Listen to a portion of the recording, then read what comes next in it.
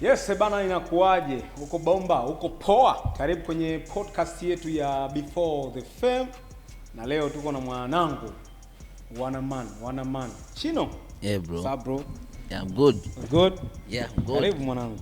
Asante sana. Hii ndo mara ya kwanza first tunakutana, lakini ndo mara ya kwanza kuja BongoFive. Yeah. Kweli? Yeah, very true. Unafikiwa tu ndugu yangu je kufika umbe ofisini?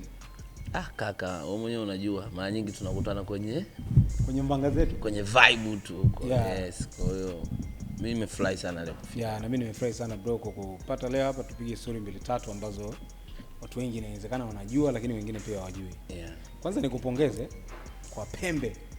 Asante sana bro. Hongera sana. Ngoma ni kali, mduara ule? Yes, ndiko fulani baiko kwa mduara ile. Yeah. Na yule Halima pembe na hiyo. Halima pembe. Umemtoa? Yule niliona clip aliposti moja kati ya rafiki yake ambaye ndo kama manager yake anaitwa Macho. Yeah. So niliona amepost kwa sababu ile Macho mimi nafahamiana naye kidogo. Kwanza niliona nikacheka sana.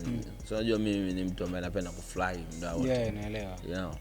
So nikapenda nilikuwa na beat ya aina ile nilitengeneza na Kenny. Ya design ya muziki wa aina ile. Kwa hiyo nikaiplay nikiwa home nikaanacheza. Kama anacheza tuna fani na imba. Ile weka kwenye TV au ile clip ile? Yes, ile clip. So nilipocheza nikashangaa watu wamependa. Watu wamependa, wana comment bae nyimbo, tunataka nyimbo. So yule Macho alivyoona zile comment akanicheki DM akaniambia Chino, wewe ni watu wanataka nyimbo hatuwezi kufanya. Mimi msanii wangu mimi ni yake. Nikamwambia haina shida, join studio. Wakaja studio tukafanya. Okay, hongera mzee. Asante sana. Kama limeondoka lile? Yeah, namshukuru Mungu. Nimeona mpaka IT pia kaifanya challenge au nini? Ile bwana akapiga remix, inabidi iwe remix ile. Maana mimi mwenyewe kani surprise alafu nimependa alichokifanya. So tukaifanya remix kwa sababu watu pia nao wameomba iwe kama remix. Okay. Yeah. Mimi bwana Chino, story yako kidogo tunafahamiana nyuma. Wewe unajua. Yes. Umezunguka huko before ya kuingia huko. Yes, sahihi kabisa. Safari zetu za Iringa, Morogoro, wapi kabisa. Kipindi kile uko na Rich kipindi kile? Kipindi kile nilikuwa na Gigimane. Kipindi nilikuwa na Gigi vile? Kipindi msanii wangu alikuwa Gigi, ila na tayari nishaanza kufanya kazi na Marioo. Lakini sasa ndo pale Marioo tuko tumemaliza fiesta ndo ziko zile show za festival zile. Kana safari na Gigi sasa. Yeah. Mimi tunafahamiana muda kidogo. Yes. Katika kitu kikoli mimi nikupongeze kabla ya kuongea yote. Yeah. Ni progress yako mwanangu, improvement. Asante sana. Hiyo tunakumbuka hasa ambazo tulikuwa tunapitia Morogoro, Iringa kule. Yes. Story ambazo tulikuwa tunazungumza. Yeah. Leo hii Chino sio yule tena mzee. Sahihi bro. Hivi target yako ilikuwa ni kuwa msanii? Yes, target yangu ilikuwa kuwa msanii kwa sababu mimi mtafutaji, ni mtu ambaye ana dream kubwa. Naamini kupitia dream yangu, lakini pia naamini kupitia Mwenyezi Mungu kukamilisha ndoto yangu. So ilikuwa ni dream yangu pia kufanya muziki kwa ajili ya kupata pesa tu. Exactly. So mengine. Sawa. Hii podcast ndugu yangu inaitwa Before the Fame. Yeah. Ni maana yake kabla ya kuwa star maarufu. Yeah. So mimi nitatamani sana kumfahamu Chino kabla ya kuwa maarufu, kabla ya kuwa dancer, watu wakamfahamu, kukutana na gig umesema Rich Movoko, Marioo, kufahamiana huku. Yeah. Jina lako halisi nani? Jina langu halisi ni Isaya. Isaya? Ndio jina langu halisi. Okay. Chino ilitoka? Chino lilitokana na mambo sasa ndo ya muziki, baada ya kuingia muziki na kucheza. Licha kwa napenda kusema cappuccino. Kwa hiyo nikawa naipenda. Sasa kuna mwanangu anaitwa Nast Kitenga alivyoona anaitwa cappuccino.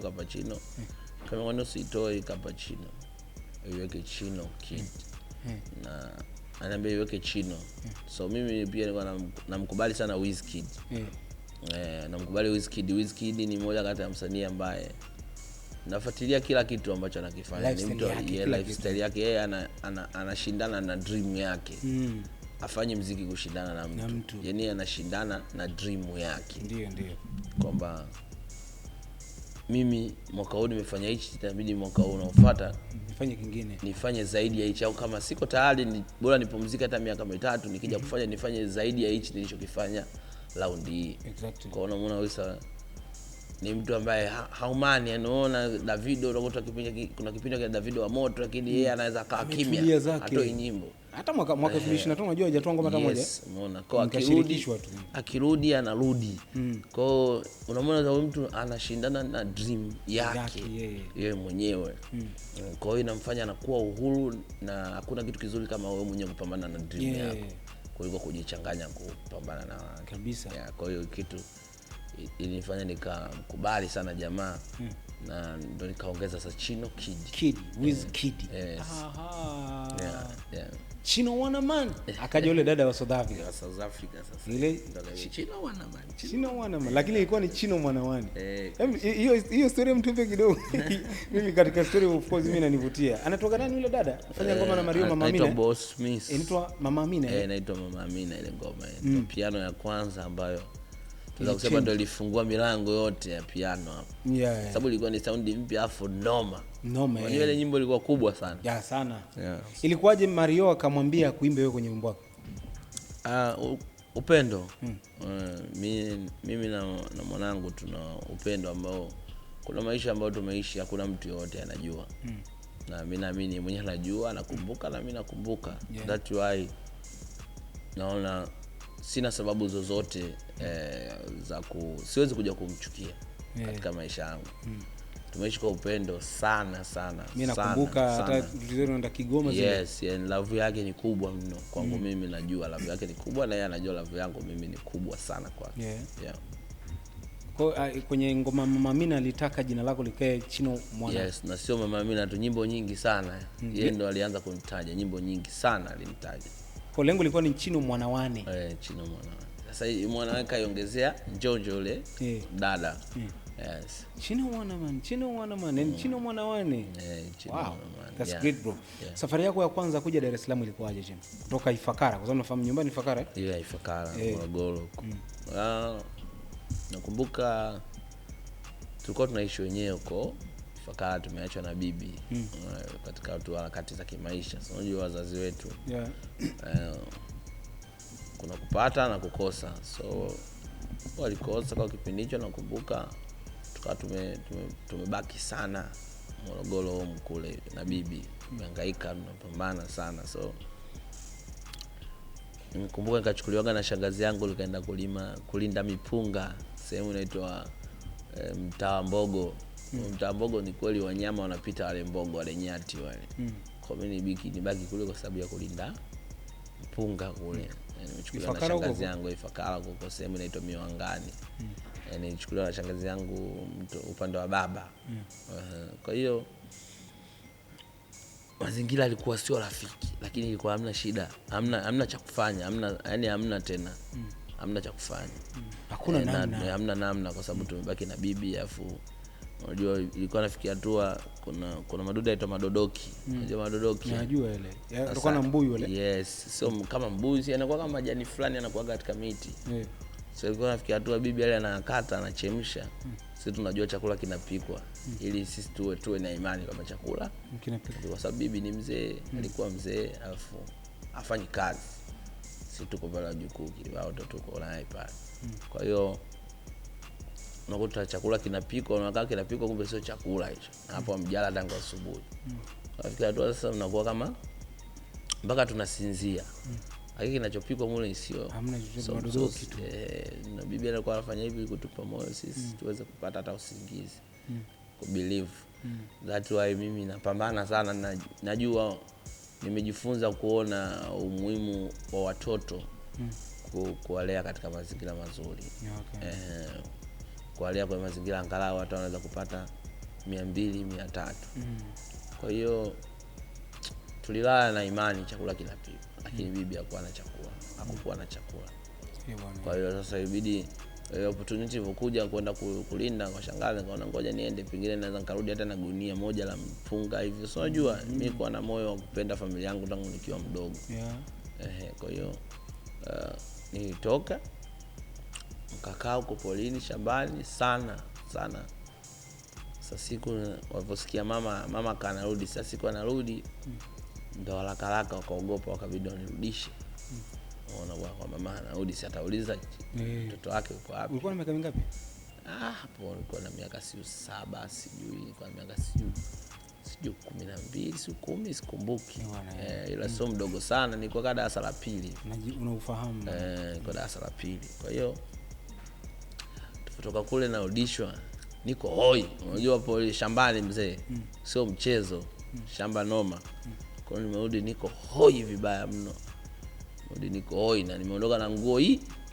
Na ndio hiyo nilivaa siku zote ambazo ziko kule. Sina nguo nyingine. Kwa hiyo nimerudi pale. Kumbuka nilikuwa na kisweta na kipensi cha kama cha shule hivi cha blue. Kwa hiyo narudi pale, ndo namkuta mama pale amekuja sasa. Pale kwa ameondoka muda mrefu kidogo. Simuona. Kwa hivyo muona nijikuta tu nalia. Unajua kalia pale, mama naye akanalia, amenikumbatia pale. Kuna vitu vingi nilikuwa navifikiria tangu nikiwa mdogo. Umeona bwana. Kwa hiyo sio mtu sana wa kuhukumu, sipendi sana kuhukumu kwa sababu kilichokuwa kinatakiwa ni kupambana na kufanikiwa na kubadilisha maisha ya home. Na niko sasa hivi kwenye harakati hiyo, nimekuwa mtu mzima. Kabisa ni kupambana. Sipendagi sana kuzi. Kabisa hiyo sio nzuri pia. Na hata siku moja watoto wako ukiwa na hiyo tabia, tawe pia kuja kufanya kosa kwa mwanao. Na atenda njele ile ana hukumu pia. Iko sahihi kabisa. Kwa elimu yako wewe uliishia darasa la ngapi Afunguka? Niliishia form 2. Mimi nimeishia form 2. Nilisha form 2 kwa sababu kule niko la pili, ninapotoka polini hapo nakutana na mama, ndo kipindi hicho cha mama ndo anatuchukua tunakuja huko. Kwa hiyo mimi huko nimekuja nimeanzia tena darasa la pili. Alafu ndo nika 3 mpaka namaliza shule nikiwa huko. Form 2 uliishi hapa Dar es Salaam? Hapa Dar es Salaam. Kuanzia darasa la pili tena nilirudia hapa Dar. Kimanga hapo. Mpaka namaliza la 7 Kimanga, mpaka namaliza form 2 niko hapa Dar es Salaam, Ugomboro, shule inaitwa Ugomboro, iko maeneo ya Kiskuru Kimanga kwa juu hivi. Unakumbuka walimu wako lakini kwenda kuwasalimia? Kiukweli sijakumbuka kwenda kuwasalimia. Na nitajitahidi kwenda kufanya hicho kitu hata mwaka huu kwa uwezo wa Mwenyezi Mungu. So ulivyoacha shule form 2 ndo ukaanza kudensi au ile? Hapo sasa maisha nilikuwa na majukumu makubwa sasa, ndo ya Dar es Salaam. Niko tena na madogo mama nafaza amerudi tena mkoa wa kupambana na kilimo. Maisha huko kama ngumu, kaondoka kwa ametuacha. Hamna kitu. Kabisa. Kinga mama nenda, mimi nitabaki. Walituacha na bla zangu naye akaondoka, kaniacha mimi na madogo. Kwa hiyo kabidi nibebe za jukumu kama kaka kwa wadogo zangu wa kike wawili na mimi. Chumba yenyewe kwa cha kupanga.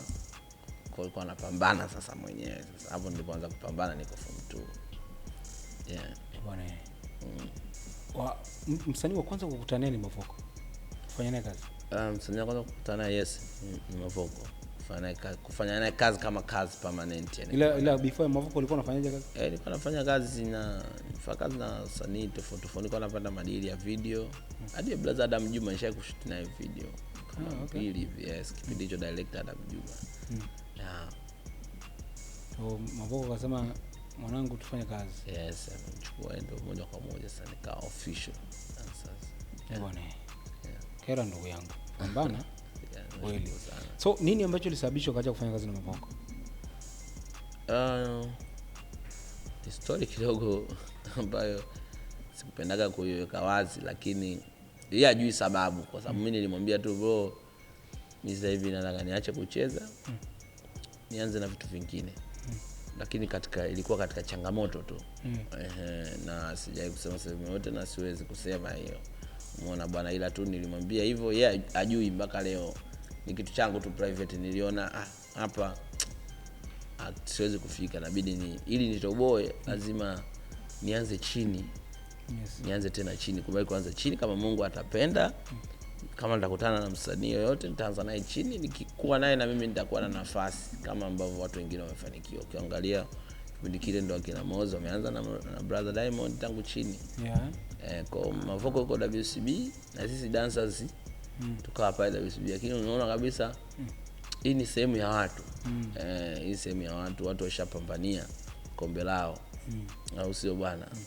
Kwa hiyo niona kabisa kuna uzito au kuna historia ambayo sitoitengeneza hapa, kwa sababu tayari kuna watu wana empire yao pale.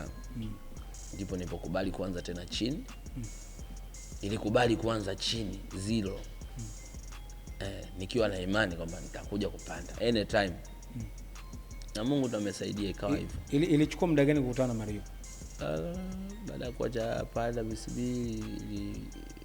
ilichukua, baada ya kuacha na Lichi za kipindi hicho ndio iko WCB pale. Ilichukua kama miaka 2 hivi. Kipindi kile unafanya kazi mwenyewe tu? Mwenyewe tu. Sasa hapa niko street tu. Ulikuwa na washikaji zako? Before kwenda kwa Lichi Mavoko nilikuwa ndo nawafundisha wale wakina nani, wakina Poshi wako wadogo. Niko street tu, ndo hapo ndo nimeacha na wazazi, niko na madogo. Niko nikaanzisha kikundi cha kucheza. Ulikuwa unaitwaje? Au ulikuwa una jina? Ilikuwa kila jina. Kwa nimechukua tu madogo na wafundisha kucheza. Sasa ndo wakina Poshi, wakina nani, kipindi cha wadogo, wakina Papi, wadogo sana. Umeona bwana. Kwa hiyo mpaka ikapata nafasi ya kwenda kwa Mavoko, wao nikaacha mtani akiwa tayari wako vizuri. Washaiva. Wewe kucheza ulijuaje unajua kucheza? Nilikuwa tangu niko mdogo tu. Nilikuwa na talenti lakini kwa sitilii maanani. Mimi nilikuwa napenda mpira sana. Mimi kitu ambacho nilikuwa nakitilia maanani ni mpira. Ndoto zako zilikuwa kwenye mpira. Kwa hiyo kucheza nilikuwa napenda muziki na naweza kucheza, yani automatically. Kwa hiyo niko mdogo wenyewe kijijini huko nilikuwa nikicheza ndo napata daftari dukani. Yaani watu wanajaa dukani kwa mangi pale kipindi hicho nyimbo za Mr Nice. Kwa hiyo nikipiga maono pale watu wanajaa dukani, wengine wananunua soda. Sasa mangi ili avute wateja aniite vichoo na kupa daftari na pipi. Kwa hapo ndo nilipoanza kujua kwamba na talent zinalipa. Kwa hivyo sasa na majukumu ya watoto ndio ikaanza kulipa zaidi. Nani sasa aliyekwambia Chino achana na mpira kuwa dancer? Ni mimi mwenyewe. Baada ya kuona dancing ilianza kunipa hela, ikaanza kunipa 30,000, 40 kwa kipindi hicho niko na madogo, chumba chetu nalipa 15,000. Wanaishi naitwa kwenye maharusi. Wanafanya show, napata hela. Hapo ndo nilipoanza kuona faida sasa huko na kuachana na mpira na kuendelea na kucheza. So baada ya miaka 2 ndo ukakutana na Marioo sasa. 2 au 3 hivi nakumbuka ndio tukakutana. Ilikuwa kazi tena video, ilikuwa labda kaita watu, ilikuwa kipindi hicho nilipoachana na brother Lichi nikarudi street. Nakumbuka nikaanza kufanya kazi na Timbulo na nifanya kazi kipindi hicho ndo anatoa nyimbo yake Mfuasi, tunasafiri. Sasa tukafanya pale pia. Pale pia kukaa pia kulikuwa na milki ya watu pia, watu wametoka naye mbali Timbulo. Kuna vitu vingi huko. Lazima yani maisha yote bro yana mfumo. Mtu anapotoka na watu wake ndio watu wake hawa wanakumbatia. Mzee na yuko sahihi kwa sababu watu wako ni watu wako, japokuwa sio sahihi kwa 100% kwa sababu kuna muda utapoteza watu wengine ambao wameongezeka kwa ajili ya kukumbatia watu wako, au sio bwana? Kwa hiyo nakumbuka ilitokea tatizo Timbulo, nikimwambia brother alirekebishe, akarekebisha. Nifarakana na moja kati ya dancer yake pale mkubwa tu. Kwa hiyo nilikuwa nikimwambia brother aweze kutumia hekima kurekebisha hiyo kitu, akawa anashindwa. Anipi muda wa kujieleza. Yes, wala anipi nafasi ya kuona kwamba wewe mdogo wangu pia, wakati wote tunafanya kazi na tunafanya kazi vizuri, tunajituma. Kwa hiyo ndio kazidi kunitoa sasa, nikaachana nikaanza nafanya vitu vingine. Vitu vingine mimi nishakuwa hadi manager ujue wale wa studio. Katika kujitafuta. Ilikuwa kule Tabata. Ndio niko na mwanangu nani Maximizer. Chini kule. Kwa naye nikapambana naye sana, ndio tulipokutana na kina Beka Flava. Baada hapo sasa ndo ile mdogo wangu Porsche kama ametoka Zanzibar, walienda Zanzibar. Kipindi katikati mimi niko kwa mapambano mengine, wao kabidi wahamie Zanzibar. Waende Zanzibar wakarudi. Tukamwona na dogo bado ana passion ya kucheza. Sasa mimi niko kipindi hicho hadi nisha stop hadi kucheza. Kwa hiyo kabidi nirudi kwa ajili yake. Tukawa tunafanya kazi sasa na Beka Flava, tunasafiri tunapata hela. So poa. Tunasafiri tunapata hela. Mike kafika hela zikawa nyingi tena, tukamwambia bwana Beka sasa hivi hataki dansa. Tunashangaa kisafiri anatuacha. Na wewe Beka Flava hataki dansa, sasa anataka kununua gari. Jamani, kama mdogo wangu sasa acha tumwache. Tukawa tunajitafuta sasa yeye ndo mara hapo sasa nikakayumba. Kayumba tena. Kayumba mimi kaa pia kama kaka nishai kuplay kama ka manager fulani kwa kayumba pia. Kutoka hapo sasa ndo nikawa na Marioo sasa ndo akanipigia simu. Sikio nakumbuka alikuwa kwa scanner kipindi ndo anafanya kazi kwa scanner pale. So tukaenda pale Wanene yo? Sinza pale. Sinza pale. Ndo tukaenda pale. Kukutana niko ni mwanangu tukikutana mara nyingi ananisalimia kwa furaha tu tunasalimiana. Nafika pale ndo tunasikia ile nyimbo manyakunyaku ile. Kama manyaku lakini nilisikia nyimbo yake ya kwanza da kugumu. Say. Sasa jamaa mbona ukimuona na kipaji alichokuwa nacho ni tofauti. Bwana ile ndio kanifanya mkubali sana kwa sababu mimi napenda muziki bro. Mimi ni shabiki wake mkubwa sana, yeye mwenyewe anajua mimi ni shabiki yake mkubwa sana. So ndipo tukaanza sasa ku start tufanye kazi, tufanye kazi. Tukaanza kufanya kazi sasa rasmi. Tangu hizo manyakunyaku. Kwa wewe ndio ulienda kuchukua kina push. Wote sasa si walogo zangu. Wale wote ni walogo zangu bro. Wale walogo zangu nimetoka nao mbali sana. Mbali sana. Wenyewe wanajua. Yaani hata bila mimi kueleza. Vile walivyo. Hata miti inaweza ikaongea. Vile walivyo watatu. Walikuwa wengi. Walikuwa wengi, walikuwa madogo wengi sana. Kuna mmoja sasa hivi naye anaimba anaitwa Funny Love sijui. Anajua yeye story nayo tangu yuko mdogo yule dogo. Ni msanii fulani wa TikTok anatrend sana. Kwa hiyo walikuwa wengi lakini sasa lobahatika ndio wale Afunguka ndo hawa. Safi sana mwanangu. Inawezekana ni miongoni mwa dancers ambao walifanya revolution kwenye upande wa dancing. Tengeneza maisha. Nakumbuka wakati mfanya kazi na Marioo, nyewe mkao mnapata show zenu mnaenda mna dance kabla hata hujaanza kuwa msanii. Watu wengi wanaamini Chino uliingia kwenye muziki. Auza Marioo alikupush uingie kwenye muziki au uliingia na utamaa baada ya kuona wasanii wanakuwa mastaa wakubwa then nyinyi madancer mnatumika tu? Niwe mkweli, muziki niliustart mwenyewe lakini nilikuwa nimeanza kufanya tangu nyuma na toto baada alikuwa anajua hizo taarifa. Alikuwa anazo kabisa na kiukweli siwezi kumpinga wala siwezi kuja kumdharau kwa sababu nakumbuka kipindi hicho Anstoni naye alikuwa anafanya vizuri sana. Ndio naanza kuimba hapo pia. Nishaanza kustart kuimba hapo. Nilikuwa hii plan niko nayo long time pia tu. Kwa hiyo nikamwombaga Anstoni kuimba naye ngoma. Ngendo hiyo kote. Mimi wangu Anstoni naomba tufanye dude ili kwa sababu si familia pale. Naenda pale kwa Anskana wote tuko pale studio nini brother yetu. Nakumbuka watoto baada akanipigia simu. Chino, ukitaka kuimba niambie mimi ndugu yangu tuimbe. Kweli? Niambie wewe uko na nyimbo nataka mimi kushirikisha. Niambie mimi tuimbe. Bwana. Unanielewa sijui? Na wewe kuwaza kama Marioo atakuja kulipokea vipi? Na sikuwaza na ndo maana sikumwambia kwamba tuimbe. Ili mtafuta mtu mwingine nikamwambia na ngoma langu ili ingiza vocal. Unanielewa sijui? Kwa hizo ni moja kati ya vitu ambavyo vilifanya nimpitishe na kumuona kumpa love.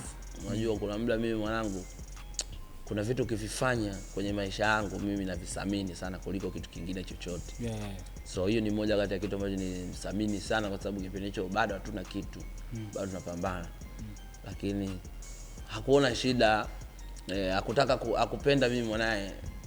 Sijui kiliongeleka kitu gani mpaka yakanipigia. Inawezekana walikuwa wadogo alilovoka unajua zile aliongea shit pengine au sijui aliongea nini mpaka yakajisikia imani ya kunipigia na kuniambia ukitaka kuimba niambie mimi tuimbe. Anaelewa sijui. Na jambo la pili nakumbuka nilikulaga hela yake ya show bwana. Marioo. Nimepigwa simu show. Watu wakajichanganya wakanipigia mimi. Kwamba walijua ni Marioo? So walijua mimi ni mtu wake wa karibu. Chino anamtaka Marioo. Hamna shida bana, tumeni hela hapa sina hela. Unajua hali ile unajua katika anzi za kutafuta. Katuma hela bwana. Tena jamaa alikuwa anafanya kazi moja kati ya media blaza. Kanitumia bwana hela. Mimi nikaila. Kajua anapiga Kiswahili tu. Alinitumiaga 300,000. Walisema kama mafuta tu inabidi uwepo bwana, mwambie tu Marioo hamna shida atakuja. Unaona bwana, kaila ilela mwanangu. Oya, hiyo ni kitu kingine ambacho kilinifanya nikaona kabisa mimi na deni kubwa sana. Bali alijua akapigiwa simu afa akaniita mimi. Akaniambia for peace way, you understanding bro? Akaniambia Chino ndugu yangu umekula hela watu. Hapo mimi naitwa lakini sio baya, next time usifanye hivyo. Alienda kwenye show lakini wala kureact chochote. Hakwenda yani hapo ndo tushaila tu hapo. Nishaila. Kwa hiyo hivyo ni vitu ambavyo vinaishi kwenye moyo, vinaishi kwa namna alivyokupokea kukujibu ndio kitu ambacho kinaongeza ladha. Yes, ndo zaidi. Ndio maana mimi mwanangu yeye mwenyewe anajua. Yeye mwenyewe anajua about me, yani anajua tuliishi maisha mengi sana. Sasa ikaja kuwaje sasa vitu vikaja mara ugomvi, mara mnalogana? Mimi binafsi sijai kuwa na ugomvi naye. Na 100% nakwambia sijai kuwa na ugomvi naye na siwezi kuja kuwa na ugomvi naye. Vitu vingine sasa ndio unajua Mungu anakuwa na mipango yake. Mungu anakuwa na mipango yake, lakini so far mpaka sasa hivi tuko vizuri tu. Unajua upendo sasa I don't know. Ila mimi ninavyojua upendo una nguvu kuliko chochote. Kuliko kitu chochote. So mpaka sasa hivi we are good. Maisha mengine yanaendelea. So ilikuwaje ngoma yako ya kwanza unafanya naye Chino na Marioo? Ngoma yangu ya kwanza ilikuwa Sina Msosi inaitwa. Nilifanya na LG. Mr. LG. Tulitengeneza pale tukapiga na remix na mwanangu pale Alivin. Kipindi kile ndo ana ngoma na Bilnasi nafanya vizuri sana. Kwa akani bless vocal pale verse tukaua. Mungu akabless tukaachia dude likali naondoka. Iliondoka lile Marioo akapenda. Ngoma ikali nimefanya vizuri, alipenda lake yani akiona kitu nimefanya kizuri lazima aniambie hichi noma. Hichi Chino noma umeua.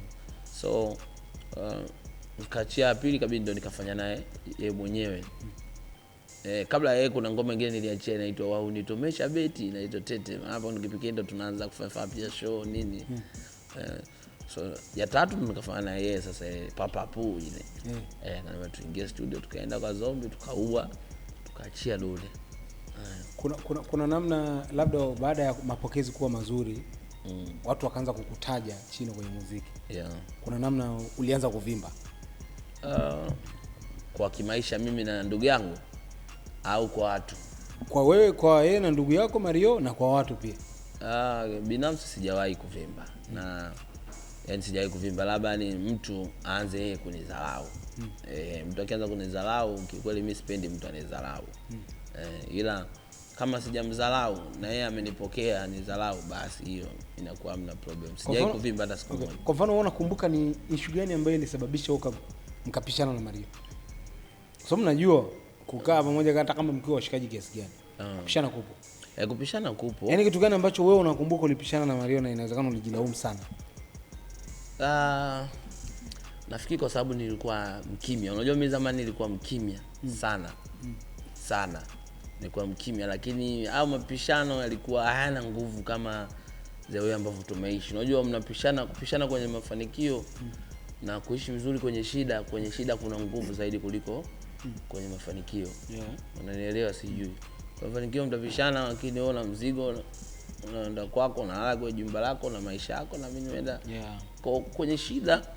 Tulivyosaminiana kwenye shida mimi naona ndio ni kitu kikubwa sana. Zatu hata sijaweka kichwani, hata sikumbuki kama kitu gani tulipishana. Yani sikumbuki kabisa. Kwa mfano mtu akisema Marioo ndio amemtoa Chino kimuziki, whatever hata kimafanikio, unakubali? Hamna shida hiyo, haina problem. Kwa wewe unakubali kwamba mimi aliyenitoa kimuziki ni Marioo? Haina problem hiyo. Sio kwamba haina problem. Sio, nauliza ndugu yangu. Kwa nini nakwambia haina problem? Kwa sababu mimi niko na mapambano yangu binafsi. Lakini na kipindi tunaanza kufanya kazi tulikuwa wote hatuna kitu. Unanielewa sijui? Kwa hiyo sometime picha yote ambayo inatokea mkiwa pamoja.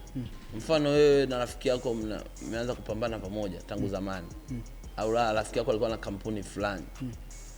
Akakuita wewe unasimamia upande wa masoko. Mnanyanyuka lakini wewe ndo bosi. Si ndio? Lakini katika ubosi kuna vitu mnaviplay pale, mnapambana wote kutengeneza kampuni ikue, si ndio? Ikaja ikawa kubwa. Na wewe mpaka ukawa na uwezo sasa wa kumove kwa sababu unayo experience kubwa ya mapambano. Unaelewa sijui. Kwa hata unapotoka sasa kujipambania, kujitegemea, unatoka ukiwa katika kampuni hiyo. Hiyo unahitaji umetoana kampuni au inaitwaje? Tumepambana wote. Tumetoana. Kwa sababu pia ikileta picha kama pale ndio ni source. Haina mbaya pia kwa sababu tumeishi. Nao nimekuelewa. Nao nimekuelewa kwamba that one kwa hata kwa mafanikio yenu, kwa mimi nilivyokuelewa utanisahihisha. Kwa mafanikio yako, kwa mafanikio Marioo. Kuna vitu Marioo alikuwa anakupushi wewe na wewe kuna vitu ulikuwa unapushi. Si ndio point yako? Kwa maana yake hata kama kwa mafanikio yenu kila mmoja ameplay part yake. Sana kwa kiasi kikubwa sana. Sana kwa kiasi kikubwa sana, na hilo alifichiki kila mtu anajua. Nao nimekuelewa. Chino. Mtu anayesema of course mimi nilizungumza hata juzi kwenye kipindi. Mimi nimekuwa surprise Chino. Ndio kweli. Zamani watu walikuwa wanasema Chino anabebwa na mapiano. Uliziona zile? Watu walikuwa wanaamini Chino anabebwa na mapiano. Lakini mimi nishe kuja nyumbani pale. Nikawa na Roger. Siku ile unakumbuka pale? Ukaona unanisikizisha baadhi ya ngoma zako zile. Mimi kiukweli hata kichwani kwangu kaanza ku click. Watu wanaosema Chino anabebwa na mapiano. Bwana mawe mengine sio mapiano hapo makali. Ndio? Watu wengi walikuwa wanaamini wewe hujui kuimba. Nini ambacho ulikuwa kinakuja kuna mtu anaongea? Kwa sababu mimi naamini sana kwenye subira. Mimi naamini sana kwenye subira. Kwa kiasi kikubwa sana mimi naamini kwenye subira. Kwa hiyo na subira ndio muendelezo wa kazi. Uwezi kutoka leo ukaonyesha kila kitu unajifanya unakijua. Taratibu na vile unavyokuwa taratibu unakuwa unaendelea pia kujifunza na vitu vingine vipya kwa sababu kila siku vitu vinaji-update. Unanielewa sijui. Kwa hiyo mimi naamini kwenye taratibu tu, kwenye subira. Kikubwa sitaki kutoka nje ya chaki. Basi kwa niko hivyo tu. Kila msanii ukimgusa atakueleza ubora wake huko sehemu gani. Kuna msanii mwingine anakuambia mimi ni mwandishi mkali. Mimi sina.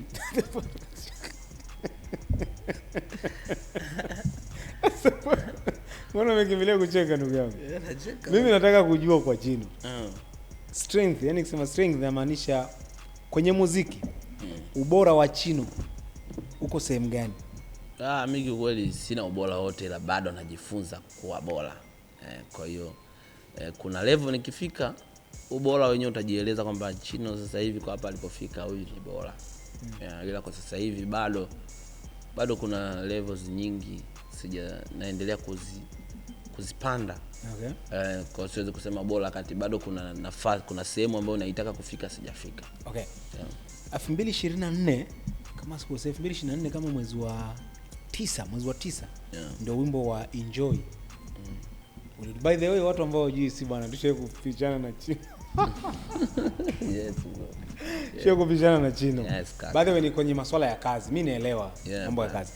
Tarehe kama 9 mwezi wa 2024 Chino Jux alitoa ngoma Enjoy akiwa na Diamond.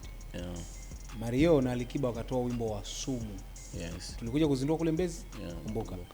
Kwenye zile party mfululu zile ambazo aliongea Alikiba zile party mfululu. Kuna moja ya party ambayo Diamond alizungumza akasema sasa hivi natoa mawe kutoka tarehe 1 mwezi wa 10 mpaka tarehe 1 mwezi wa 10 mwakani. Kuna page iko Twitter X imeandikwa Chino Wana Man. Ilikuja kusababisha vitu vingi sana. Sijui kama unajua source ilikuwa ni nini. Kiukweli nilikuja kujua baadaye. Ile source yani ile page ika comment kumcrush Diamond. Kwamba wewe unasema utatoa mawe mpaka mwezi wa kwanza, yani game yako na nini, yani wewe uko peke yako kwenye game, ngoja tuje tukuonyeshe, unaelewa? Yes. Ile page inaitwa Chino Wana Man.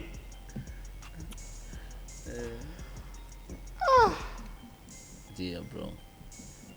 Uliona ile? Kuiona hiyo page weza mimi mpaka leo sijaiona.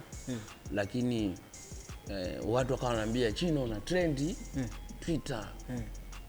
Sasa na trendi kwa sababu ya nini? Sielewi, unajua mimi sielewi.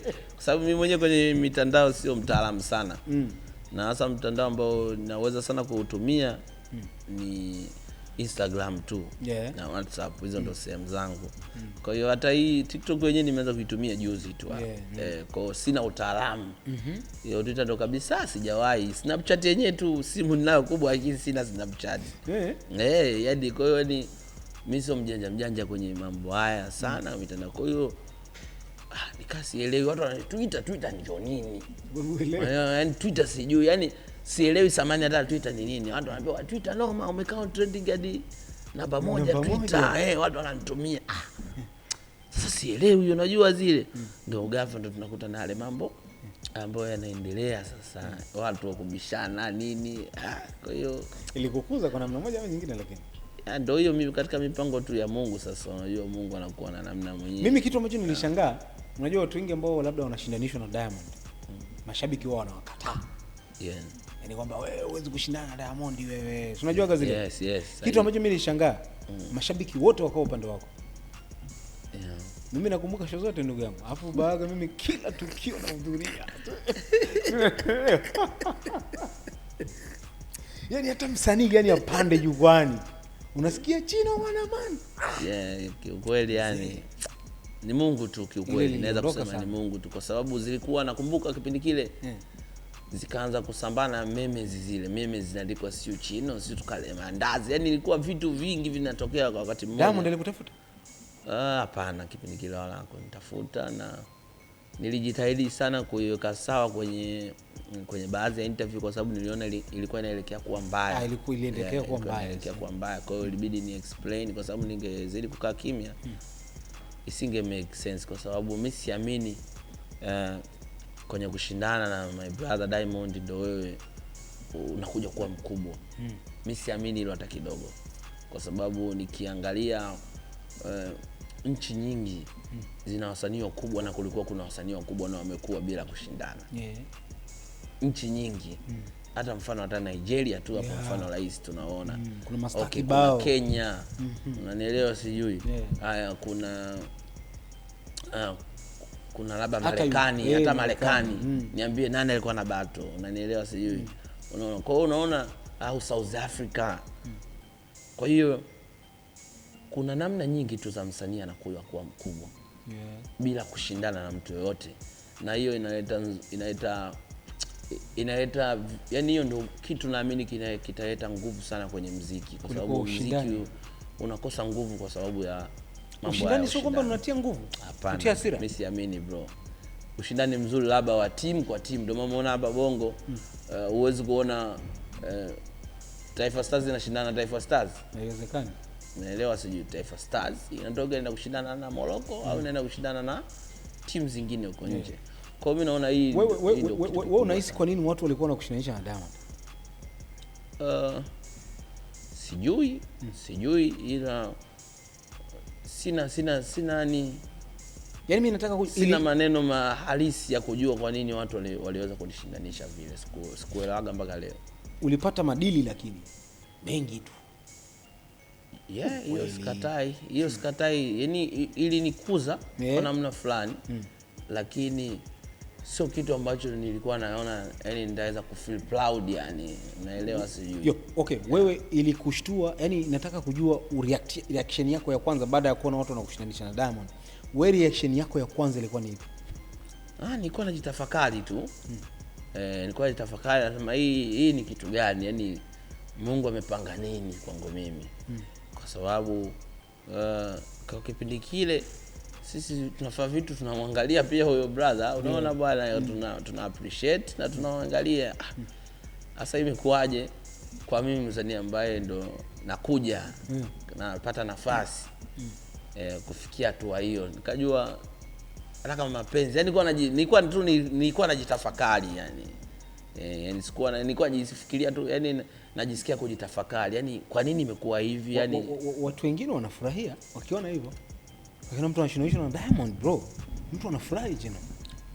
Basi mimi kwangu iko tofauti kidogo. Kuna namna nyingi za kushindana, lakini namna ile sikuipenda sana. Yani sikuifurahia, sikuwa na cha kuongea. Sikuwa na cha kuongea kwa sababu mimi naamini kwenye kupita tu, kukua kupo tu katika kufanya vitu vyako tu na kuendelea. Pasipo kushindana mtu. Mimi naamini hilo kwa asilimia kubwa sana. Nakwambia bro. Lakini kuna muda ulikuja kukutana na Diamond. Yeah. Alikwambiaje yeye? Alinisalimia tu kwa love. Nakumbuka ndo mara kwanza tumekutana pale, ilikuwa kwa Jux. Kuna party pale na brother Jux pale, tukaenda.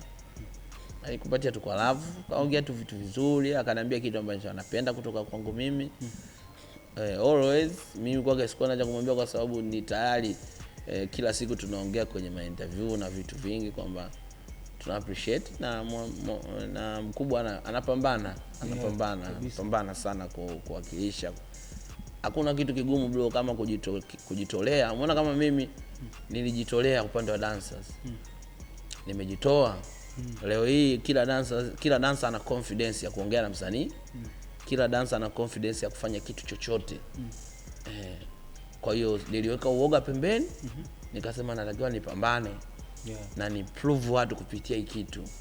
Kutumia akili yangu. Najua watu wengine watakuja kupita kitonga, lakini no problem. Mimi nasafisha. Yes, kwa sababu lengo ni hao wote tukue, tusaminishe hiki kitu, kwa sababu hata kesho nikashukutwa mimi na mtoto wangu amefuata kile ninachokifanya kinakuwa kiko katika hali ya kuheshimika. Kabisa. Kwa hiyo alijitoa. Akajitoa mzee. Anaposafiri kupiga machupa manini ni hela zake mfukoni. Sio, unanielewa? Zinavoleta matokeo mazuri ndio zinafanya watu wengine pia wanapata motisha ya kufanya na kujua kwamba inawezekana. Kabisa. Kwa huko ni kujitoa, kusacrifice hela zake. Na maana vitu visingeenda. Angekuwa mgeni wa nani? Hakuna mtu aliyomchangia unajua kwenda kufanya hivyo vitu vikubwa. Kwa baada ya pale ndo wanaweza kutokea sasa hata matajiri kuamini kwamba hii kitu iko very serious, hii kitu ina hela. Kabisa. Kwa matajiri nao ndo wanakubali sasa kutoa hata milioni 100 au milioni 50 kumpa msanii akafanya kitu. Kwa hiyo unaona the way ambavyo mtu amejitoa. Kwa sasa mtu kama huyo yani kwa nini ukubali kumvunjia heshima hali halisi? Yani kikawaida tu, kibei rahisi umvunjie heshima. Anahitaji respect. Na naamini ni brother poa. Ukiwa kama msanii na tunaona Diamond vitu anavyofanya. Ni sehemu gani, eneo gani kwenye muziki unatamani na unataka kupita njia za Diamond? Napenda ambavyo ana invest kwenye muziki. Na jinsi ambavyo anaupa samani. Japokuwa naona tunapelea yani kwenye vitu vidogo sana. Yani imekuwa miongozo ya kisanaa na kukua kisanii inatoka zaidi kwa wasanii kuliko kwa nyinyi brothers, kwa sababu nyinyi ndio mko nje ya chaki. Mnaona kila ambacho inaendelea. Tena shout out kwa wewe brothers, ndio unajitahidi sana jinsi ya kufafanua vitu na jinsi ya kuwaelewesha watu. Hicho ndio kitu ambacho watu wengi wanatakiwa wakifanye, kwamba kuna levels zinafanyika, lakini pia ukiacha kuangalia wasanii wakubwa ambao washafanya vitu vikubwa, kuna ambao wanakuja pia wanatakiwa kupewa nafasi zao na heshima zao. Japokuwa hujafanya kitu, mimi siwezi kutoka leo nikafanya kitu kama cha Diamond au leo nikafanya kitu kama cha Marioo au nitafanya kitu kikubwa kama cha Alikiba. Bado kimapato, kibei ya show, kivitu vingi bado samani bado sijavifikia, unanielewa? Wabalozi watakaomuita leo Alikiba ni tofauti na bei watakaomfahamu kwangu mimi. Kwa hiyo mimi pia na levels yangu. Kwa hiyo natakiwa pia pale kupitia level yangu niwe napata maono na maelezo, kwa sababu mimi siwezi kujijua kwamba mimi sasa hivi niko level gani. Kabisa. Ndio pale unapoona mtu anavimba, unavimba nini? Mtu mwenyewe so msanii mkubwa unavimba. Kwa nini? Kwa sababu ya takwimu hana. Yes. Details hana. Nyinyi ndio kuna watu special ambao wanaangalia takwimu, wanamuona huyu kijana sasa hivi anavyoenda sasa hivi yuko level hii. Nyinyi na hiyo kitu nyinyi mnacho kikubwa sana hicho kugundua hiyo kitu. Shukrani sana. Kwa hiyo tunahitaji sana hivyo vitu kwa ajili ya sisi kujitambua, kujua mwakani nataka nifanye nini. Yes, kama nimeshuka kidogo na mimi kesho mwakani nifanye nini ili nipande tena, niweze kupata matokeo. Kabisa. Unanielewa bro? Kwa hiyo hicho tu ndio kitu ambacho tunakiomba, lakini najifunza sana kuinvest. Naamini siku kama nitakuja kuwa na hela nyingi zaidi kama my brother ambapo alipo, nitafanya vitu vikubwa zaidi sana. Sawa sana. Wakati umetoka Simba Day nakumbuka ulifanywa interview, big shout sana kwa East Africa TV na radio. Uliongea kwa passion, kwa hasira, kwa uchungu sana. Yes. Chino, sipewi thamani yangu. Mimi nakumbuka ile clip niliposti. Niliona niliposti nikasema do. Mimi kwanza nikaangalia body language yako ulivyoongea. Uliongea kwa uchungu sana. Nikasema mwisho wa siku wasanii tunaweza tukao unaona tunazungumza hivi, lakini kuna vitu vingi sana wanapitia nyuma. Ambavyo ni ngumu kuja kuvieleza hapa. Inawezekana pewe thamani yake, lakini mimi siwezi kulitoa jibu. Yes. Chino nikikutana naye nitajaribu kumuuliza. Sawa. Sehemu gani Chino ambao kwako wewe kimuziki katika sehemu ambazo unajaribu kufanya eneo lako vizuri. Unaona kabisa hapa mimi Chino bado sijapewa thamani yangu na nastahili kupewa thamani. Heshima. Kiukweli niwe mkweli. Na kwa sababu nishaka sasa hivi mimi napenda kuwa mkweli tu. Ndio kitu kizuri sana kile. Vitu moyoni. Kiukweli ile siku nilikuwa na maumivu na manunguniko sana. Sahihi kabisa kwa sababu binafsi najitahidi sana. Kwa sababu kipekee ndo nimetoka South Africa. Nimetoka Goma nitotilika.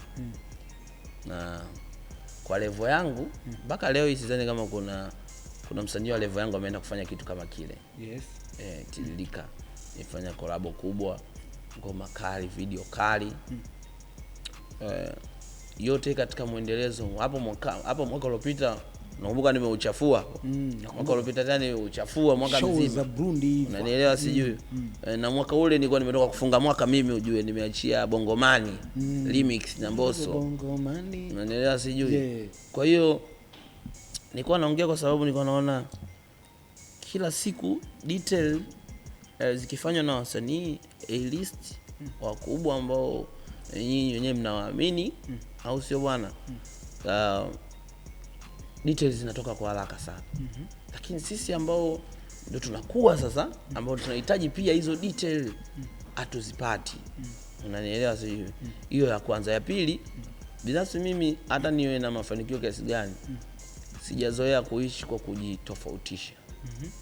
Kwamba kwenye engo gani? Kwenye engo yani blaza mimi nimekuzidi mafanikio. Kwa yani kuna namna kuongea huwezi kuongea na mimi.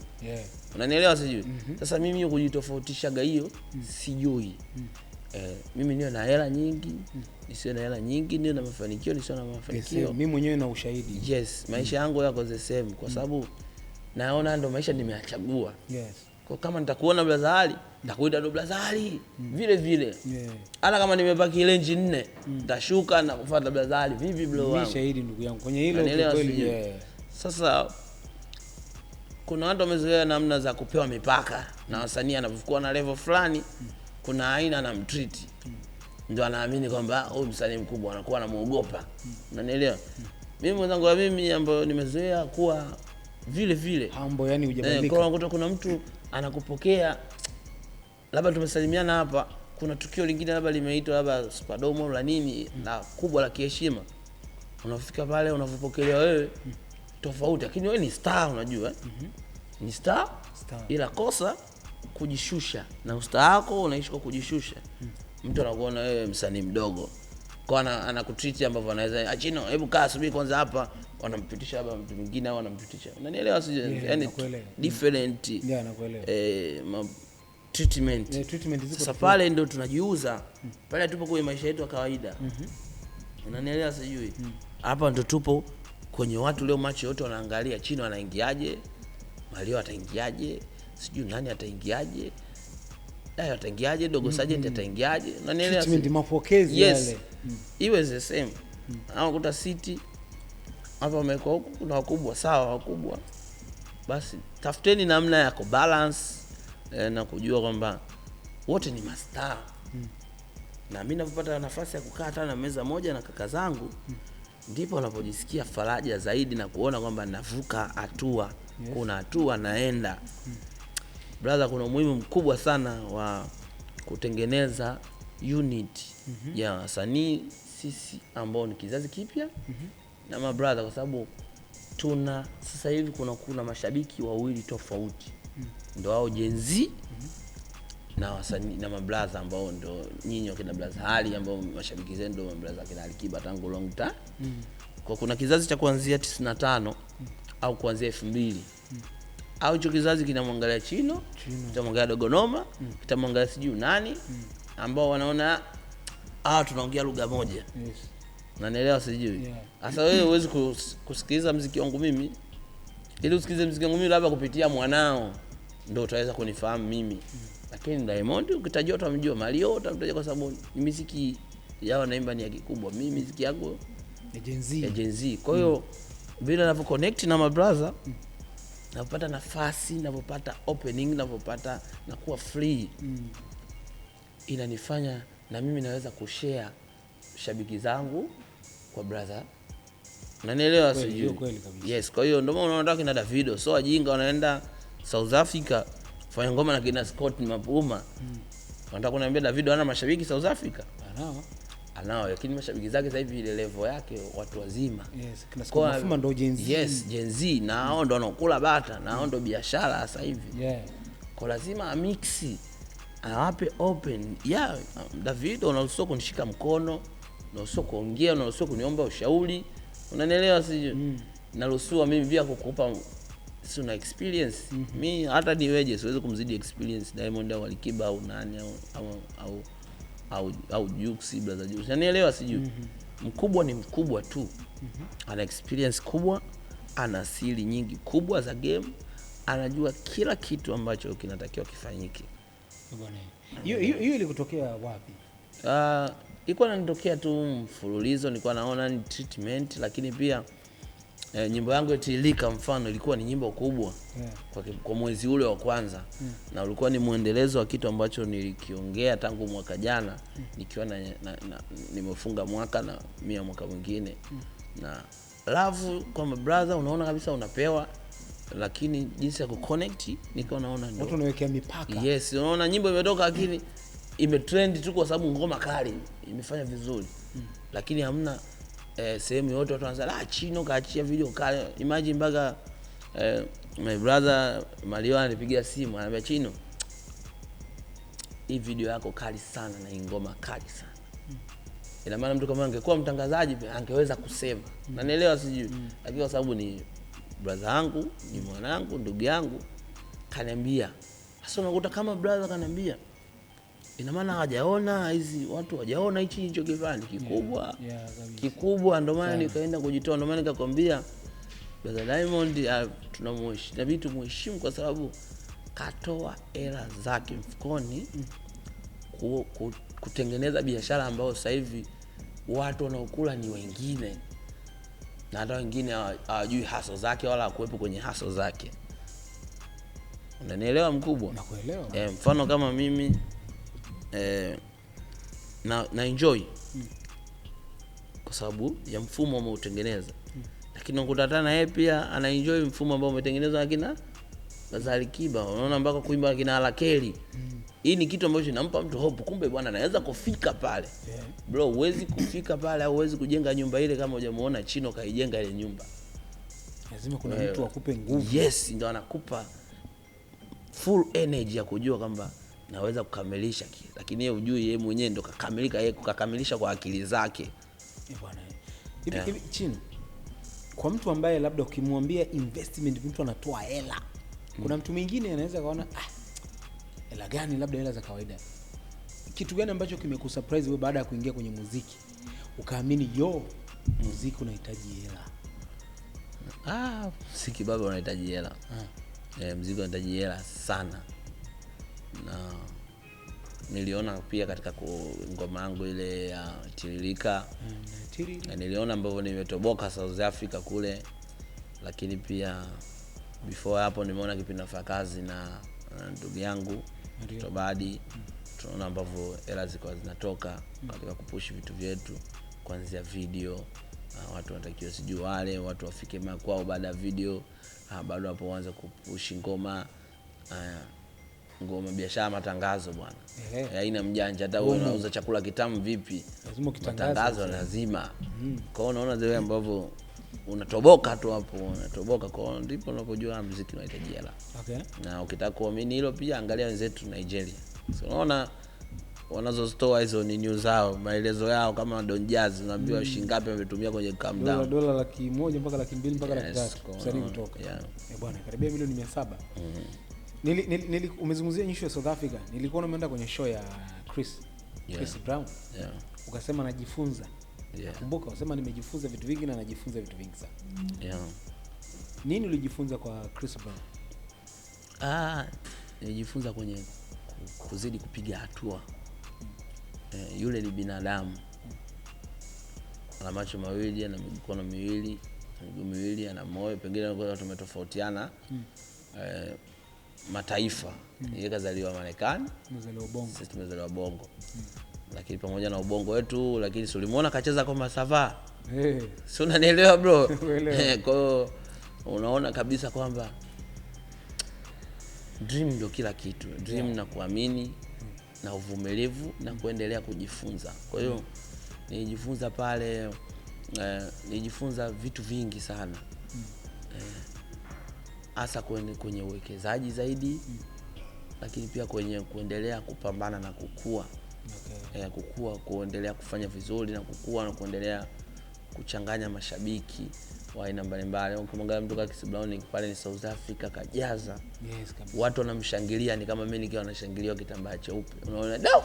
Lakini jamani, hii ni South Africa. Alafu uwanja mzima. Alafu ni siku 2 mfululizo sio 3.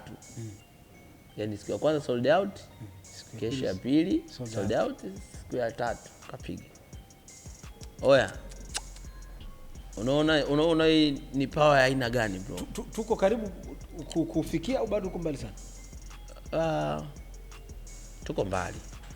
Tuko mbali. Lakini kama watu wakishtuka na nyinyi kaka zetu wote mkishtuka, tunaweza tukafika. Kwa sababu ukitaka kuamini, siku kitu ambacho kinapromotiwa sana na watu wote ndio kinaondoka viral. Sure. Na kinavuka hadi mipaka. Unanielewa sijui? Kwa mfumo ukikaa vizuri wa kusema leo tupeleke push watu wetu.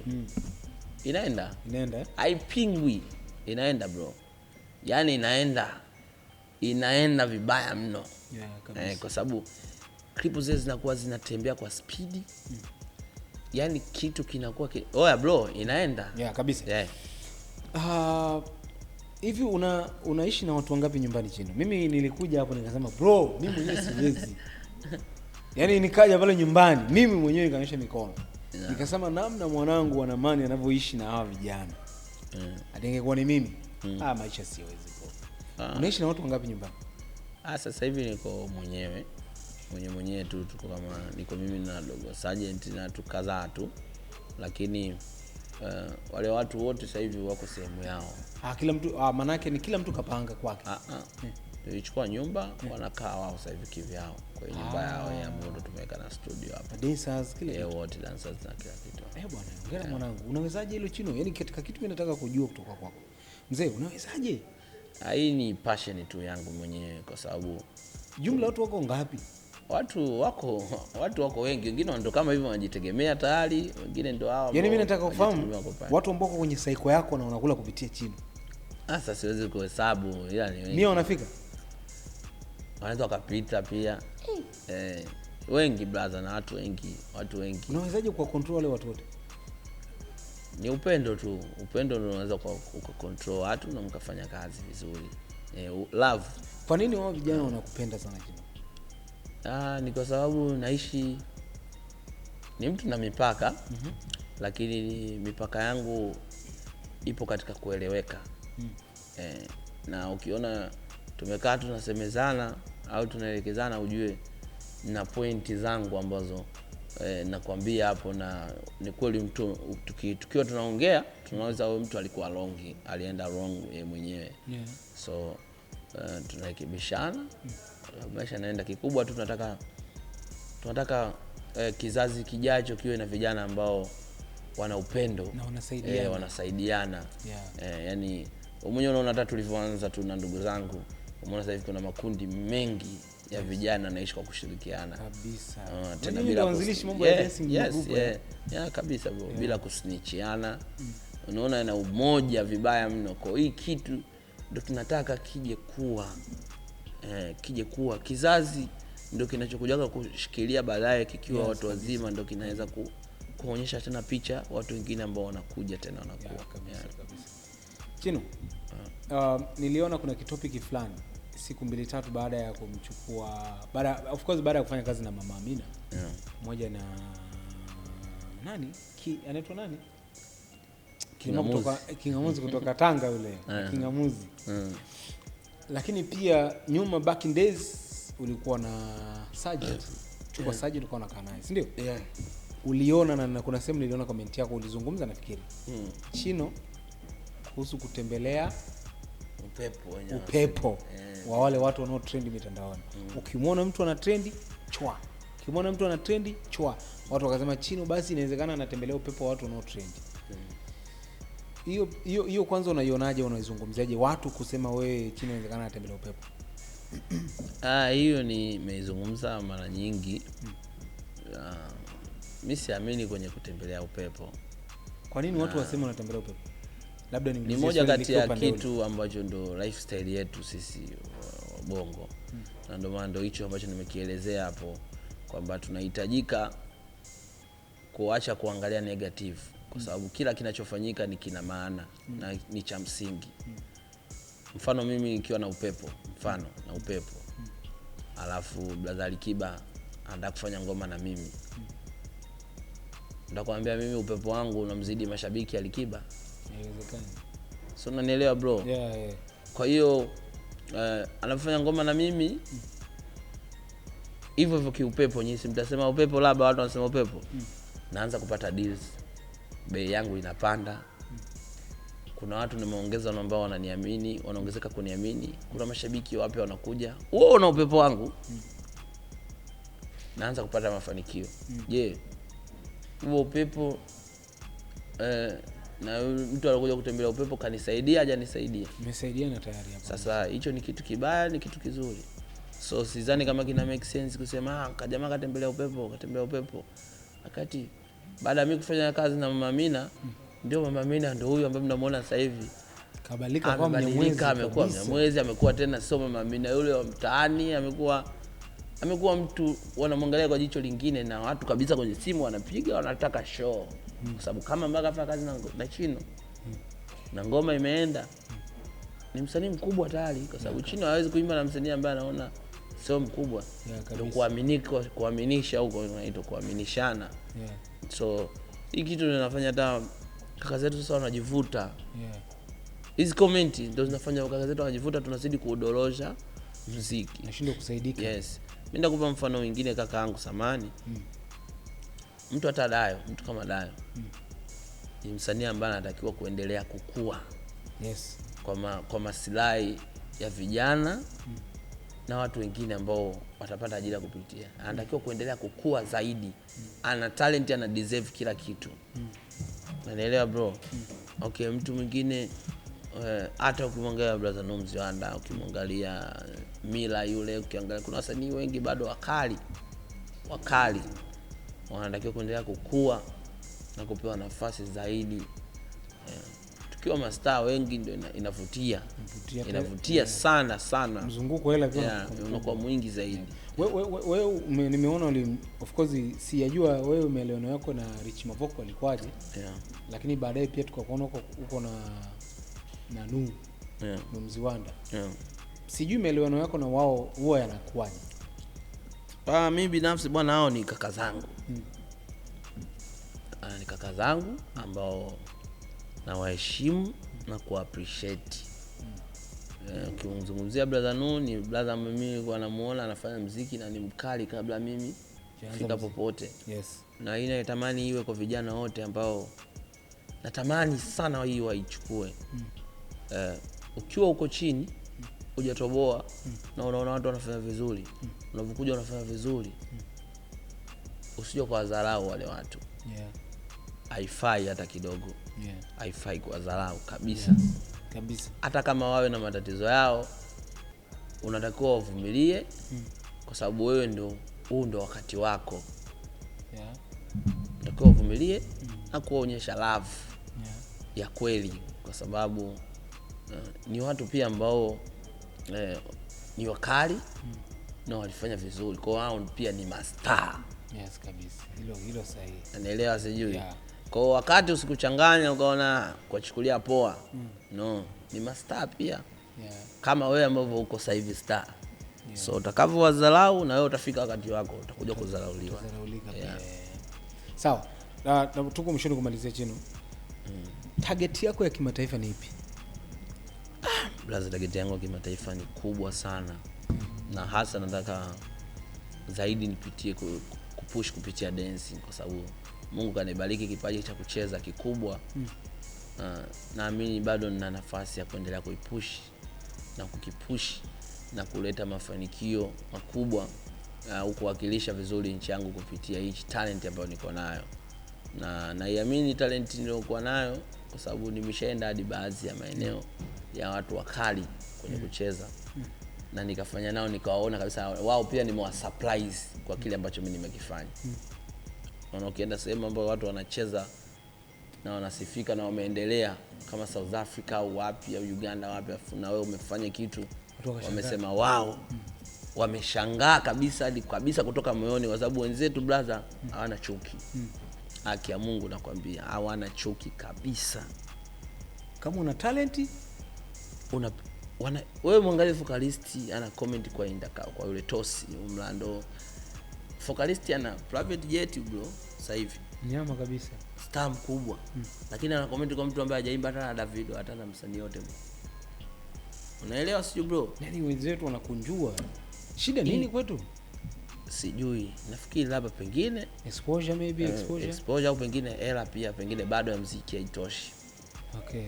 Nafikiri, lakini siamini kwa sababu hata wale wenyewe unaona mbona industry yao ni kama yetu tu, pesa wanazookota ndio hizi, si wanakuja na hapa Bongo pia kufanya. Na sisi tunaenda kwao. Bei ndizo hizi.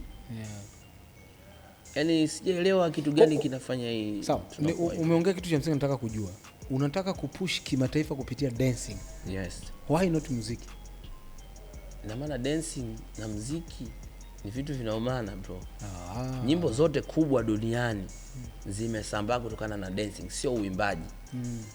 Challenges. Ndio maana nikupa mfano hapa, ukisikia labda kwa Masava yenyewe kama yenyewe ungeweza kuelewa kupitia dancing ile challenge. Na naelewa sijui kuna sijui ngolebe umeisikia tu nyimbo. Ungeweza kuielewa? Uwezi. Kwa dancing ndio inafanya inapush. Unaona mpaka Chris Brown mwenyewe au Michael Jackson mwenyewe alikuwa na dance. Akiimba na dance yake anaifanyia dance. Wewe nani ambaye alikuwa role model wako kwenye muziki au kwenye dancing? Wengi brother, wengi. Hata kuanzia Bongo mpaka mbele wengi sana. Na Kida hapa kwenye huko kina Mose Yobo, walikuwa kina Makomando, Sami, brother Sami, kina Ali mzuri, jamaa kwa anatoka Africa, best friend, kina Dula Taizi. Nilikuwa nafuatilia in short, nilianza kabisa kuweka macho yangu na sikio langu kwenye kucheza, nilikuwa nafuatilia watu wengi sana kwenye dance. So unataka kupush pale kwenye kimataifa? Yes. Na labda process imefika wapi? Na labda kwenye upande wa collabs, sisi unafanya collab na washikaji kutoka South Africa, hiyo ni ya kimataifa tayari. Labda process zingine, labda ngoma zingine unafanya na watu gani? Ngoma zangu kama sasa hivi bado unaona Amapiano bado inafanya vizuri sana duniani. Sana hiyo. Na kwa kipindi hichi watu walikuwa mimi kama piano nyingi nikaachiaga tu ile tiririka, sikutoa tena. Sijui si mwaka huu uliopita 2025 nilitoa ngoma moja tu Tiririka. Zile zingine zote zilikuwa ni collab tu. Na nilisema natoa nyimbo 2 tu kwa sababu ule mwaka ulikuwa ni mwaka wa uchaguzi. Kwa mwaka huu na mawe mengi sana makali na dancing zake kali. Umeona bwana, ambayo nitatoa mwaka huu. Kwa mimi naamini mwaka utakuwa mwaka pia mkubwa sana wa baraka wa kuondoka pia kimataifa kwa Wana Man Gang, like kwa Chino Wana Man. Sawa, mimi la kumalizia Chino. Wewe ni mwanangu na mimi kuna stories baadhi nazijua, lakini sasa unajua stories zingine unajua za kushikaji. Sasa sio mbaya na watu wakajua. Chino, uko kwenye mahusiano na Misilolo?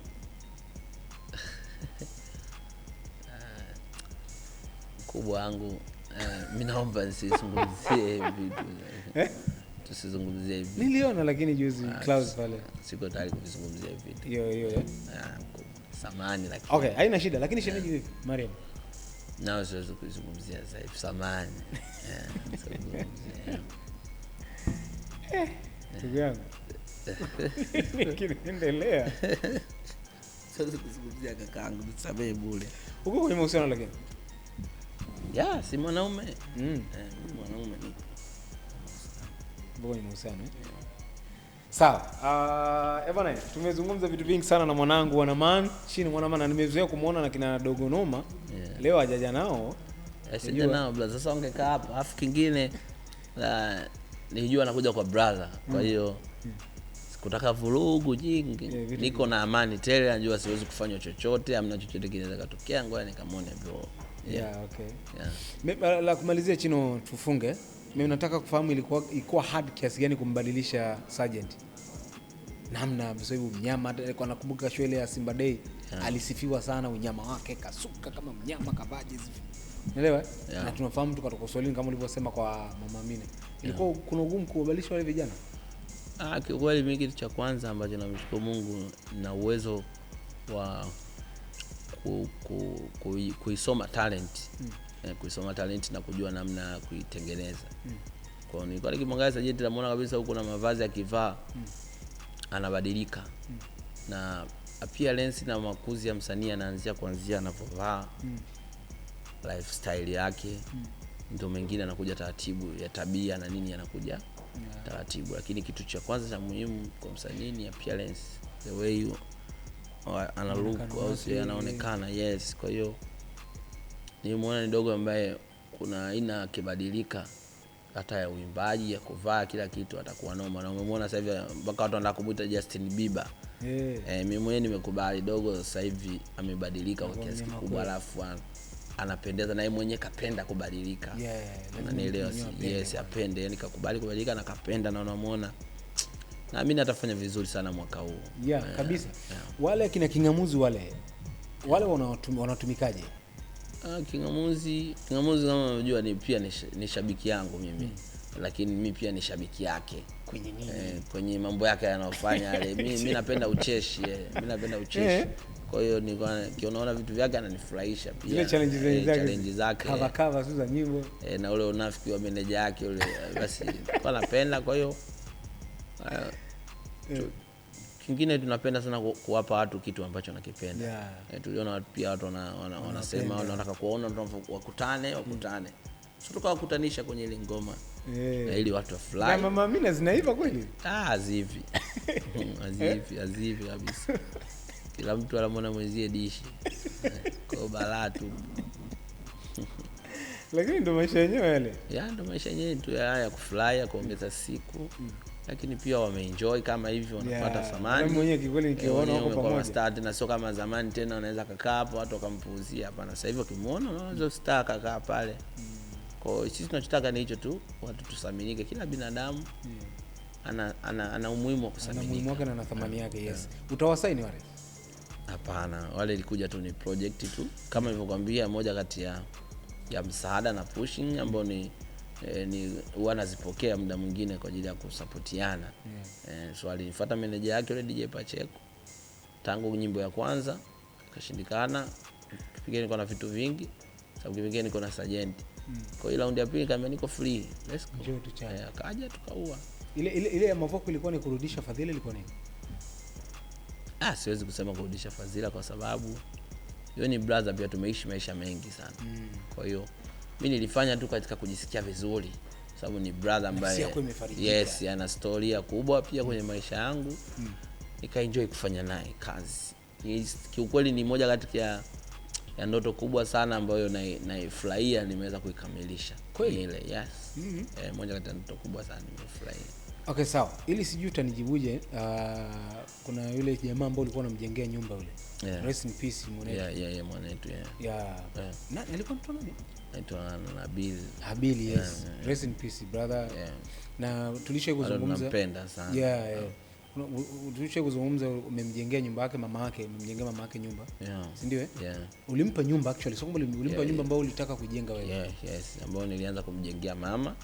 Alafu mimi nilikuwa nataka kujijengea sehemu nyingine hapo karibu na mama. So baada ya matatizo, ile nyumba mama kwa sababu ilikuwa ishaanza ishajengwa, ikabidi nimpe mkubwa, yuko nimpe mkubwa. Imeshamaliziwa lakini bado kidogo, lakini itamaliziwa soon na mkubwa atahamia kwa sababu bado nawasiliana na mama. Na nampenda sana sana. Na ni moja kati ya mamangu wa karibu pia ambaye tunaongea vitu vingi na karibia kila siku tunawasiliana. Yes. Mtoto wake vipi? Mtoto wake kwa shule kwa sababu ana mke wake, alimwacha mke wake. Ni mambo ya kifamilia hayo. Siwezi kuongelea sana ni vitu vya kifamilia. Nilisikia kama unamsomesha, nilisikia vibaya. Ilikuwa ni nyumba. Hapana. Hivyo vitu vyote, lakini ni vitu sawa vya kifamilia, tuwezi kuviongea kwa sababu sidhani kama utajisikia vizuri ukiona tena tunakumbusha hivyo vitu. Kabisa. Ila tunataka tu kutoa big shout out mwanangu kwa ulichokifanya. Ni kitu cha kibinadamu kabisa. Respect sana. Sawa, chochote ndugu yangu, sema mimi bwana naipenda sana ngoma ya pembe ile. Niko malango yani sasa hivi. Sajida yensi hali. Pembe ilo. Bwana ile kama bwana mimi kikweli. Ni hali kwa lazima kaka upende vitu vya pwani hivyo.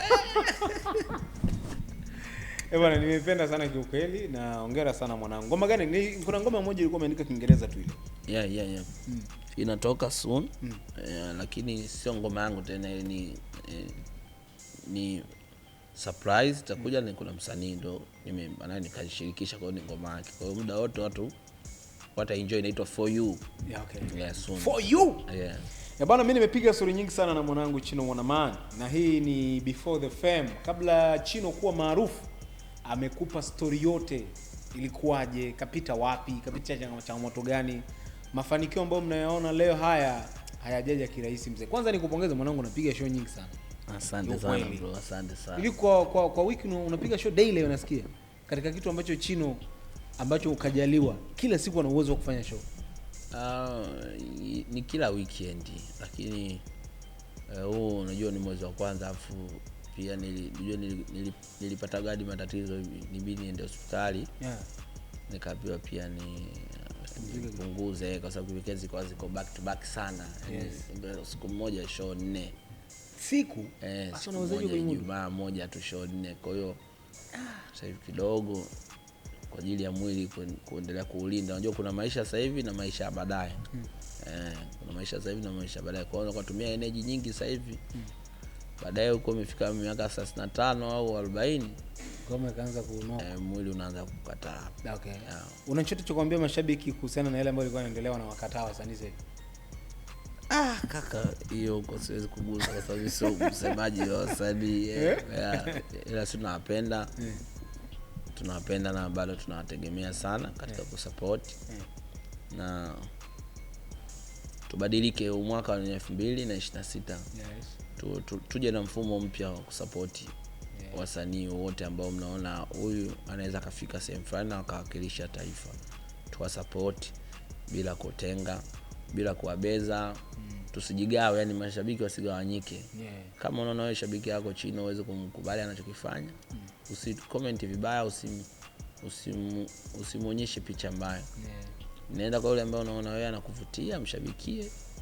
Usimpe ishara yote ya kumkatisha tamaa au ya kumfanya ajisikie tofauti, yani tusikelane, yani usimkele mtu.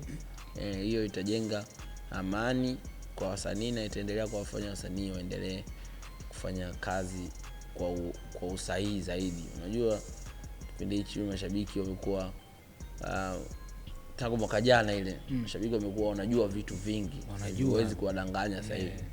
Kwa ule ujuaji wao ni mzuri, lakini wapunguze makali, kwa sababu inafanya mpaka wasanii sasa wanaanza kuhangaika kuimba nyimbo zingine mpaka azieleweke. Unajua kwa sababu wala hii mbona hujaitaka, lakini ndio tulikuwa tunaimba zamani, mbona zinaiti, mtu anaanza kutafuta tena vitu vingine. Mashabiki wajuaji so mchezo mzee, kutoa kitu kibaya wanajua hichi kibaya, afu wanachagua vibaya mno. Kwa hiyo ni nzuri, inazidi kuwapa chachu wasanii wao kuendelea kukomaa na kufanya vitu vikali zaidi, lakini ni nzuri pia zaidi kuwapa amani wasanii wao ili waende kutengeneza vitu vizuri zaidi. Asante sana mwanangu Chino Wana Man. Mimi najua story hazijaisha, tutakutana next. Mimi najua ikitokea jambo tutapiga story nyingine nyingi zaidi kuhusiana na mambo ya kimuziki na yale ambayo yako nje ya muziki. Mando hapa niko na mwanangu Chino.